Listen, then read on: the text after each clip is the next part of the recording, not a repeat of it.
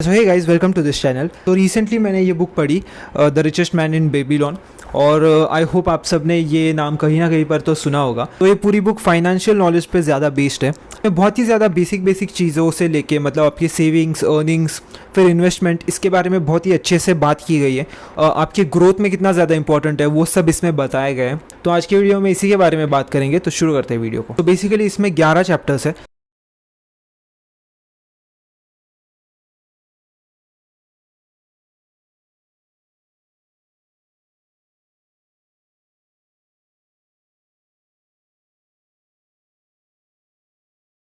First chapter का नाम historical sketch of Babylon है। सो बेसिकली इसमें सब बेबीलोन के बारे में बताया गया है। तो बेबीलोन सिटी कैपिटल था बेबीलोनियन एम्पायर का। इस बुक के हिसाब से बेबीलोन के जो लोग थे वो पहले थे जिनका एक प्रॉपर लैंग्वेज था, मतलब कि उनका एम्पायर पहला था जिसमें प्रॉपर एक लैंग्वेज का यूज़ कर रहे थे वो। ऑल्सो फर्स्ट साइंटिस्ट, मतलब दुनिया के सबसे पहले साइंटिस्ट ऐसा माना जाता है कि बेबीलोन के ही लोग थे। उस ज़माने में भी उनके ड्रेनेज सिस्टम थी, इरिगेशन का सिस्टम भी था, और वो भी डेजर्ट में था। तो बहुत ही ज़्यादा अमेजिंग है ये। ऑल्सो बेबीलोन के हैंगिंग गार्डन्स बहुत ज़्यादा फेमस है। ये सब होने के बावजूद भी बेबीलोन में पुअर और रिच के बीच में बहुत ही ज़्यादा डिफरेंस था, और वो डिफरेंस डे बाई डे बहुत ज़्यादा बढ़ रहा था। यही वजह था कि कुछ दिनों बाद जो बेबीलोन का फॉल हुआ वो इसी वजह से हुआ, क्योंकि जो डिफरेंस था वो बहुत ज़्यादा बढ़ने लग गया और उसमें राइट्स वो सब होने लगे, और उसकी वजह से वो जो प्लेस था वो सब लोगों ने छोड़ दिया, क्योंकि वहाँ पर रह ही नहीं सकते, इतना ज़्यादा डिफरेंस हो गया था। बहुत ही ज़्यादा पॉवर्टी आ गई थी वहाँ पर, और इसी रीज़न की वजह से बहुत ज़्यादा लोग माइग्रेट हुए थे वहाँ से। तो यही फर्स्ट चैप्टर में तो पूरा समझाया गया है कि बेबीलोन के बारे में पूरा हिस्ट्री बताया गया है, राइट। तो अभी जो सेकंड चैप्टर है वो था the man who desired gold. So इसमें एक बंसिर नाम के एक आदमी की स्टोरी बताई गई है, जो एक चैरियट बिल्डर था। उसने पूरे बेबीलोन में सबसे बड़ा चैरियट बनाया था, और उससे खुश होकर जो उनके किंग थे उन्होंने बहुत ज़्यादा मतलब कि उन्हें अवार्ड किया था कि ये सब करने के लिए। इतना ज़्यादा अर्निंग्स होके भी एक पॉइंट पर उसे जो चैरियट है वो बार बार बनाना ही पड़ रहा था अलग अलग लोगों के लिए, और अर्न करना पड़ रहा था। और एक पॉइंट पर उसकी बहुत ही ज़्यादा मतलब हालत ख़राब हो गई थी पैसों के बारे में, कि उसके पास पैसे ही नहीं थे। तो बेसिकली वही है कि लैक ऑफ जो नॉलेज था सेविंग्स का, इन्वेस्टमेंट का, वो बहुत ज़्यादा था। मतलब उससे कुछ भी नॉलेज नहीं था। जितने भी पैसे उसे मिल रहे थे वो सारे वेस्ट कर रहा था। तो ये चैप्टर में पूरा वही बताया गया है कि एक नॉर्मल इंसान के इसमें यही सबसे ज़्यादा प्रॉब्लम है कि वो सेविंग्स का ज़्यादा ध्यान नहीं देते या फिर इन्वेस्टमेंट पे ज़्यादा ध्यान नहीं देते, राइट। अभी जो थर्ड चैप्टर था वो था the richest man in Babylon. So ये टाइटल भी है बुक का। सो बंसिर का एक दोस्त है जिसका नाम आर्काड है। तो जो आर्काड है तो वो रिचेस्ट मैन इन बेबीलोन ऐसा माना जाता था। मतलब कि बेबीलोन पूरी दुनिया में सबसे ज़्यादा रिचेस्ट सिटी था, और उसमें भी आर्काड सबसे ज़्यादा रिचेस्ट था। मतलब कि तो फिर उसके पास जाता है बंसिर और पूछता है कि मतलब हम दोनों ने एक साथ ही शुरुआत की थी, लेकिन तुझे how did you become the richest man in Babylon. तो वो अपनी स्टोरी बताता है, जिसमें वो बताता है कि सबसे पहले तो उसने बहुत ज़्यादा अर्निंग्स की। तो वो अपनी स्टोरी बताता है कि जो भी वो पैसा अर्न करता था तो वो एक अच्छी जगह पर इन्वेस्ट करता था। तो पहली बार उसने जो भी इन्वेस्टमेंट की वो गलत जगह पर कर दी। तो फिर गलत जगह इन्वेस्ट करने के बाद फिर उसे पता चला कि इन्वेस्टमेंट करना ही सिर्फ इंपॉर्टेंट नहीं है, अच्छी जगह इन्वेस्टमेंट करना भी बहुत ज़्यादा इंपॉर्टेंट है। तो उसने एक जगह पर इन्वेस्ट किया कुछ मनी उसका, और जो भी रिटर्न्स आए उसको फिर से उसने इन्वेस्ट किया। तो ये जो साइकिल है वो चलता रहा, और इसका जो अर्निंग्स था वो एक्सपोनेंशियली ग्रोथ होने लग गया। सो उसका जो सेविंग्स था वो एक्सपोनेंशियली ग्रो होने लग गया। सो यही पूरा मतलब कि फंडा उसने बताया कि इसी की वजह से वो इतना ज़्यादा रिच हो गया है पूरे बेबीलोन। ऑल्सो ये चैप्टर में एक बहुत ज़्यादा फेमस कोट है कि the money that you earn is all of yours. मतलब कि आप जितने भी पैसे कमा रहे हो वो सब आपके लिए, मतलब आपके सेविंग्स के लिए वो पैसे है, ना कि आप दूसरों को दे रहे हो, राइट। जो फोर्थ चैप्टर था वो था 7 curses of lean purse, right. तो अभी 7 कर्सेस की बात करते हैं। सबसे पहला जो है वो है फ्लैटन योर पर्स। इसमें ये बताया गया है कि आपके अगर 10 कॉइन्स अगर आप कमा रहे हो तो उसमें से 9 ही स्पेंड करो, और एक कॉइन आप हर बार सेव करो। उसका मतलब ये कि 1/10 आपका जो भी अर्निंग है वो आपका हर बार सेव होना चाहिए उसमें। तो आगे कहीं ना कहीं तो आपको बहुत ज़्यादा काम आएगा जब आपको सबसे ज़्यादा नीड होगी उसकी। सेकंड कर्स है कंट्रोल योर एक्सपेंसेस। सो ये तो सेल्फ एक्सप्लेनेटरी है कि जो एक्सपेंसेस है वो कंट्रोल होने चाहिए, उसके ऊपर ट्रैक होना चाहिए, इसी के बारे में इसमें बात की गई है। थर्ड जो है वो गोल्ड को मल्टीप्लाई करने की बात की गई है। मतलब इन्वेस्टमेंट्स जो है उससे एक मल्टीप्लाई कर कैसे, जो आपके इन्वेस्टमेंट्स है बेसिकली वो टाइम पे सिर्फ गोल्ड होता था, तो सो आपका जो गोल्ड है वो कैसे मल्टीप्लाई हो सकता है। ऐसी जगह पर करेक्ट राइट टाइम पर राइट प्लेस पर इन्वेस्ट करके पैसा आप कैसे मल्टीप्लाई कर सकते हो, इसके बारे में बात की गई है। जो नेक्स्ट पॉइंट उसने बोला है वो है कि आपका जो आपके जो भी पैसे है वो लॉसेस से बचाने चाहिए। एट द एंड आपका गोल मनी मल्टीप्लाई होने का चाहिए, ना कि उसे सिर्फ सेव करके रखें। उसके बाद फिर से प्रॉफिटेबल इन्वेस्टमेंट की बात की गई है कि जो भी आपके सेविंग्स है उसे प्रॉफिटेबली इन्वेस्ट आप कैसे कर सकते हो और कितना ज़्यादा इंपॉर्टेंट है उसे इन्वेस्ट करना। देन एक बहुत इंपॉर्टेंट पॉइंट बोला है कि फ्यूचर अर्निंग्स भी आपने सिक्योर करनी चाहिए, कि अगर आप अभी काम कर रहे हो तो फ्यूचर में भी उसका रिटर्न मिलना चाहिए, तो फ्यूचर में भी आपको उसका रिटर्न मिलना चाहिए। और जो लास्ट है वो है increase the ability to earn. Right, तो जो नेक्स्ट चैप्टर है वो है meet the goddess of. Basically Babylon में स्कूल्स नहीं होते थे, तो वहाँ पर एक टेम्पल था जिसका विजडम, टेम्पल ऑफ विजडम ऐसे नाम था। सो वहाँ पर सारे जो भी लोग थे वो ऐसे सारे जो भी लोग थे वो डिस्कस करते थे चीज़ें, और उसी को वो लोग एजुकेशन, सो उस टाइम पे उसी को लोग एजुकेशन मानते थे। सो वहाँ पर आर्काड भी था और वहाँ पर बहुत सारे लोग बाकी भी आए थे, और आर्काड जो था वो पूरा जो भी डिस्कशन था, जो डिबेट्स होते थे उसको कंट्रोल करता था, उसका जो कंक्लूजन है वो उसमें निकालता था। का टॉपिक ये हुआ कि जो लक है वो किसे फेवर करता है और लक कितना ज़्यादा मैटर करता है किसी भी आदमी को बड़ा होने के लिए। तो ये पूरा डिस्कशन वहाँ पर हो रहा था, डिबेट्स हो रहे थे।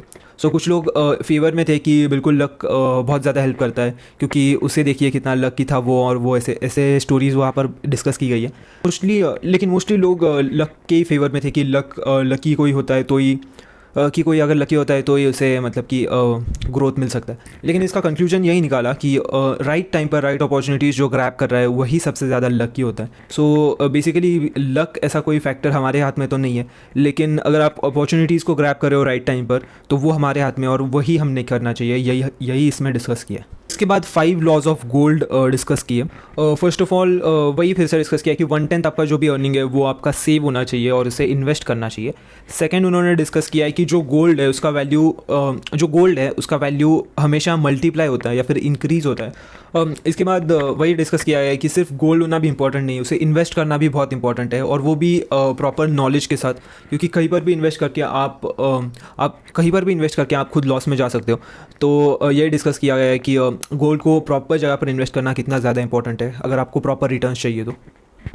मतलब अब अनरियलिस्टिक कुछ आप एक्सपेक्टेशंस मत रखिए, उसी के बारे में बात की है। उसके बाद नेक्स्ट चैप्टर है the gold lender of Babylon. So इसमें रोडन करके एक स्पीयर मेकर होता है। सो वो भी जो स्पीयर्स बनाता है उससे खुश होकर जो किंग होता है वहाँ का, वो उसे खुश होकर अवार्ड करता है, मतलब बहुत ज़्यादा उसे गोल्ड देता है। तो फिर वो गोल्ड लेकर एक गोल्ड लैंडर के पास जाता है। तो वो गोल्ड लैंडर के पास जाता है कि इसे इन्वेस्ट कहाँ पर करूँ। तो वहाँ पर वही डिस्कशन पूरा है कि करेक्ट जगह पर इन्वेस्ट करना कितना इंपॉर्टेंट है। और मतलब कि अगर आपके बहुत बार ऐसा टेंडेंसी होता है कि अगर आपके पास पैसे आ रहे हैं तो हम सोचते हैं कि ये चले ना जाए, इसलिए हम जल्दी जल्दी में कुछ तो उसे इन्वेस्ट कर देते हैं, या फिर कहीं ना कहीं तो हम गलत जगह पर इन्वेस्ट कर देते हैं। तो इसीलिए इन्होंने बोला है कि थोड़ा कॉशियस रहे, मतलब जब भी आपको अर्निंग्स कोई भी होती है तो उसे सोच समझ के इन्वेस्ट कीजिए।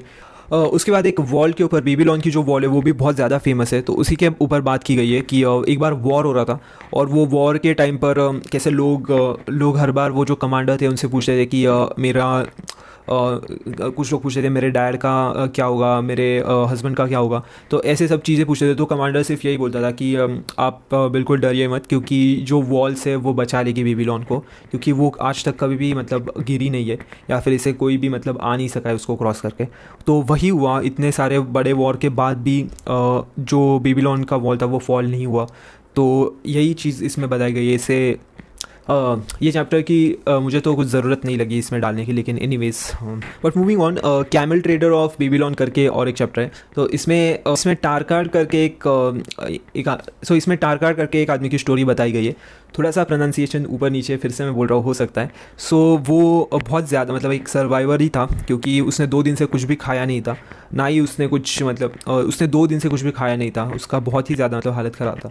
सो डाबासीर करके एक कैमल ट्रेडर था। सो उसने उसे देखा और फिर वो उसे घर लेके गया, और फिर सब मेहमान नवाजी उसकी की, उसे खाना सब दिया। फिर उसके बाद वो टारकार्ड पूछता है कि ऐसा आप कैमल ट्रेडर आप कैसे बने, वो सब उसकी स्टोरी पूछता है। फिर डाबासीर अपनी स्टोरी पूरी बताता है। डाबासीर अपनी पूरी स्टोरी बताता है, और वो वही बताता है कि अगर आप कंटिन्यूस हार्ड वर्क करते रहोगे, अगर आपको राइट टाइम पर राइट अपॉर्चुनिटीज़ का अगर आप ग्रैब कर रहे हो, राइट टाइम पर राइट अपॉर्चुनिटीज़ अगर आप उसका एडवांटेज ले रहे हो, तो आप बिल्कुल मतलब सस्टेन कर सकते हो कोई भी सिचुएशन को। और इसमें वही पूरी चीज़ बताई गई है, डाबासीर की एक स्टोरी बताई गई है, बहुत अच्छी स्टोरी, आप पढ़िएगा बिल्कुल। उसके बाद the clay tables of Babylon करके चैप्टर है। तो जो क्ले टेबल्स थे वो एक्चुअली मिले थे कुछ रिसर्चर्स को लिखते हैं, जैसे कुछ लोग डायरी लिखते हैं, वैसे ही उसने डावासीर ने अपनी पूरी स्टोरी लिखी थी वहाँ पर। सो बेसिकली उसने सबसे पहले लिखा था कि जो उसके स्पेंडिंग्स है या फिर जो अर्निंग्स है उसको कैसे मैनेज कर सकते हैं, जो उसके अर्निंग्स है और फिर उसके जो सेविंग्स है उसका क्या परसेंटेज होना चाहिए वो भी उसने उसमें लिखा है। बहुत सारे लोग लिखते हैं कि मुझे इतने रुपए इससे देने या फिर इतना डेट है और वो इसे देना है, तो ये सब चीज़ें उसने नोट करके रखी थी फिर जो अगले क्ले टेबल पर उसने लिखा था कि जो इंस्टॉलमेंट्स, जो उसके एक्सपेंसेस है, जो उसके डेट्स है, वो इंस्टॉलमेंट में वो भर सकता है और वो उसके ऊपर भी लोड नहीं आएगा और कंटिन्यूसली आप मतलब पैसे भी देते रहोगे। तो मतलब अभी जो लोन सिस्टम है उसी के बारे में थोड़ा रिलेट किया गया है कि कितना मतलब कि अभी का जो लोन सिस्टम है वो मतलब कि कितना बेटर है। फिर जो नेक्स्ट क्ले टेबल है उसमें उसने लिखा है कि कैसे उसने पूरा मतलब लोगों का जो भी पैसा था वो वापस कर दिया और उसने कुछ कैमल्स भी ले लिए। तो नाबासीर का एक एक्चुअली स्टोरी है जो उसने उसके इससे पहले चैप्टर में बताया था। उसने कैमल्स ले लिए और फिर नेक्स्ट उसने उसी के जो नेक्स्ट एंड लास्ट चैप्टर वो है luckiest man in Babylon. So इसमें शारू नाडा करके एक आदमी की स्टोरी बताई गई है। तो वो बेबीलोन में आता है, तो वो बहुत दिनों के बाद बेबीलोन में आता है और बेबीलोन में आने के बाद वो कुछ 3-4 लोगों को दिखता है जो खेत में कुछ काम कर रहे होते हैं। सो फिर उसे बाद में पता चलता है कि वो उसे रिकग्नाइज़ होता है कि वो हमारे मतलब मेरे ही कुछ दोस्त है। सो वो फिर वो सोचता है कि 40 साल पहले भी वो अभी भी वहीं पर थे, तो 40 साल पहले भी जो वो लोग थे वो अभी भी मतलब खेती कर रहे हैं और इसमें इतना ज़्यादा डिफरेंस आ गया, इसका इतना ज़्यादा ग्रोथ हो गया। तो इसका रीज़न वही है कि जो 3 लोग काम कर रहे थे खेत में, सो वो प्रॉपर काम नहीं कर रहे थे। उनका जो एफर्ट्स था वो मतलब काइंड ऑफ बहुत ही ज़्यादा बेसिक था, मतलब कि जो खेत का काम है वो भी वो प्रॉपर कर नहीं रहे थे। सो एट द एंड मैं बोलूँगा कि बहुत अच्छा बुक है, मैं सबको रेकमेंड करूँगा कि आप पढ़िए। बहुत ही छोटी बुक है, मतलब कि 156 पेजेस की ही बुक है। तो ये बुक बहुत ज़्यादा बेसिक चीज़ें आपकी कवर करेगी। ऑल्सो ये बुक बहुत ही ज़्यादा बेसिक चीज़ें बता रही है जो हमें पता नहीं होती अपने डेली लाइफ में। और अगर इतने जल्दी अगर आपको इतने कम एज में अगर आपको कुछ समझ में आ रहा है ये सब चीज़ें, तो आपको आगे ऑब्वियसली इसका बहुत ज़्यादा हेल्प होगा। तो इसलिए मैं बोलूँगा कि आप बिल्कुल ये बुक को ट्राई कीजिए जिसे भी पढ़ना है। And I guess that's it from my side guys. थोड़ा वीडियो लंबा हो गया लेकिन एनीवेज, अगर आपको वीडियो पसंद आए तो प्लीज़ शेयर कीजिए लोगों के साथ, सब्सक्राइब कीजिए चैनल को and stay tuned to this channel.